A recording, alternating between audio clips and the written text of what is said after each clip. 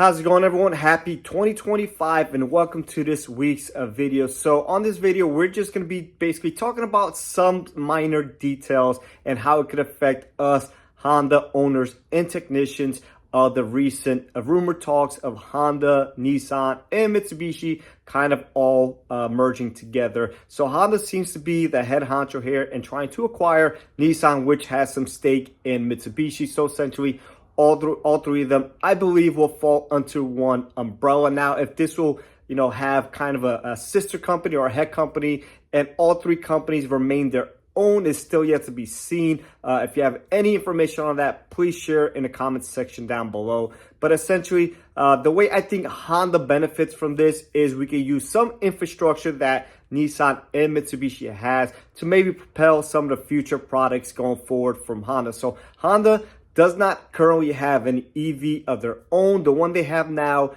is the Chevy Blazer, essentially wrapped up in a Honda Prologue, image. So if you work on these cars, there's absolutely nothing Honda product in it, which is not good because we had to retool a certain lift and we had to acquire a forklift, which we'll need for any EV, so that's okay. But that lift, we're not sure if we're going to be needing for any Honda future EV products or not.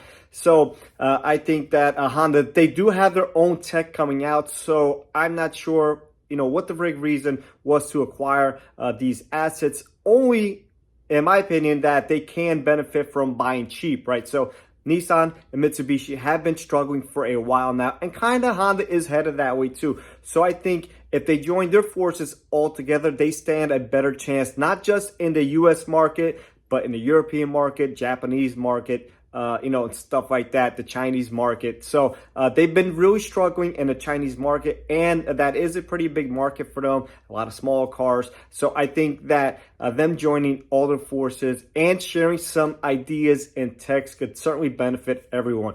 Now, hopefully they remain kind of separate, so anything going forward and sharing tech is okay with me, but hopefully we don't get any Nissans and Mitsubishi rolling through the door, say, hey, I know Honda owns Nissan and Mitsubishi now, I'm here to fix my Mitsubishi. That's just not going to cut it because we're not going to have the knowledge and the equipment, meaning diagrams and troubleshooting trees and stuff of that nature to really work on these vehicles, which I can see people rolling in through the door. So that could certainly be an issue. Now, anything going forward, if we get, let's say, some EV tech in a Honda, we're going to go to training for that.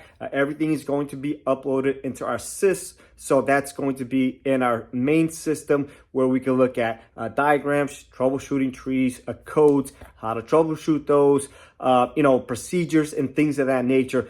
Some stuff is pretty straightforward. Let's say like a window regulator, right? Pretty straightforward, pretty basic diag. But anything more tech involved, like infotainment units, EPS, high voltage systems and stuff like that, everything has to be accounted for and labeled and identified appropriately. Another issue I seen is seeing happening is we're gonna have some terminology issues. So cam sensor is a cam sensor, but sometimes control units and multiplexes and things of that nature, just they get called different things by different manufacturers, which is okay. But again, what Honda calls one thing, Nissan may call another thing, and now we may be bringing that name over if it's an EV or if it's tech, from the Nissan side or from the Mitsubishi side or for one. I think that Nissan and Mitsubishi are definitely the ones here to gain some nice results from having some Honda products. Now, Honda has their own share of issues. Hopefully they don't, put any of these 1.5Ts or anything like that in these Nissan or Mitsubishi products. But again, who knows what's going to happen here? Who knows what's really going on behind the scenes? Who knows what, the terms and the conditions and things of that nature will be. Hopefully Honda kind of is the lead horse here. Now they are acquiring these two assets.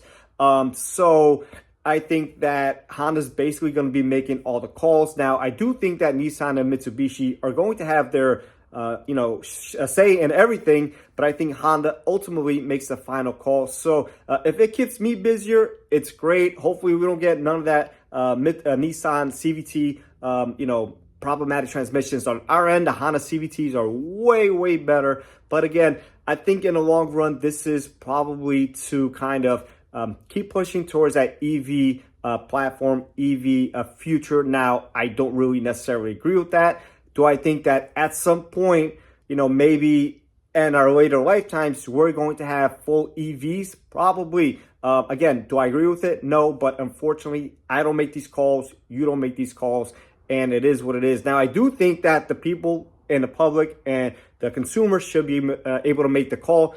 I don't think the government should be really, saying you have to buy, you have to get this. I think the government should stay out of this. Now, I do understand why they're doing it, because obviously, pollution is an issue, whether you believe in it or not. It's most definitely an issue, and things do have to change. So I think the EV push here is going to be real. Again, both my cars are ICE. I don't, have any plans of replacing them in the near future. My next set of cars, one of them may be a hybrid. The TLX Type S probably going to be remain in my garage for a while, maybe 2-3 decades down the road. Maybe I'll pass it down. Maybe at some point they'll all be banned.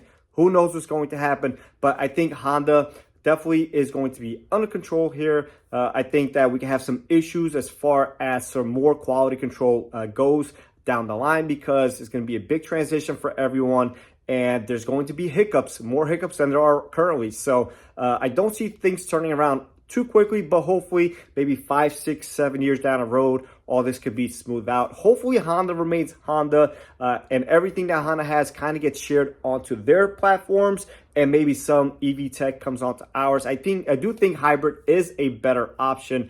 We don't see too many issues with hybrids. Even when they break, it's usually not the worst case scenario. One of these EV battery goes wrong, goes bad, faults, whatever you want to call it. It's a big expense. Now, most of them are going to be covered for a while, but you got to think about it. When you run over something, there's a potential of you damaging that battery. So at that point, the car has 30, 40,000 miles. Is it going to be a total loss? Is there going to be a fire because you ran over something, you punctured a battery, and you shorted something? I mean, who knows? The possibilities here are endless. Not that ICE engines are perfect by any means. It's just there's a lot higher of risk of a fire in an EV application, in my opinion. Even combusting completely on their own, which we'd have seen from other manufacturers. And who knows, maybe even Honda down the line will have one of those issues. But I think overall, this is a smart move for all of them, because these companies seem to be shrinking in sales numbers, which is an issue. So if they could share everything good that they have for, together, it could definitely push all three companies forward. Hopefully they leave all that, negative stuff, all that not so, tech stuff that hasn't worked.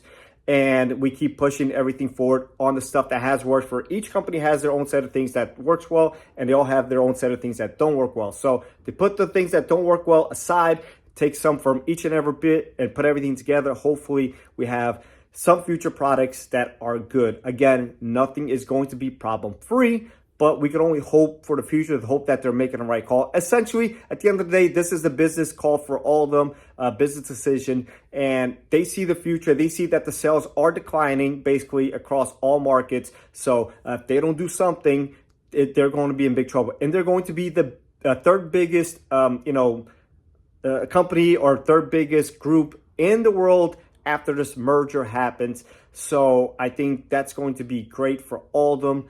But again, we don't know what's really going to happen. I just hope that we keep everything mostly Honda side on the Honda side of things, and we don't have to completely go back to school, relearn all their different applications, everything like that. But new tech keeps coming, regardless if it says Honda or not, regardless if they merge it with somebody else. So even for the Prologue, I had to go to school for it, just to learn the basics, learn how to use their diagnostic programs.